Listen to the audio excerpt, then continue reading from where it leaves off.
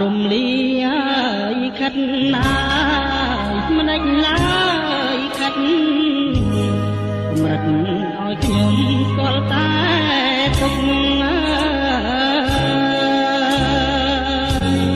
ស្គាល់តែវិបត្តិ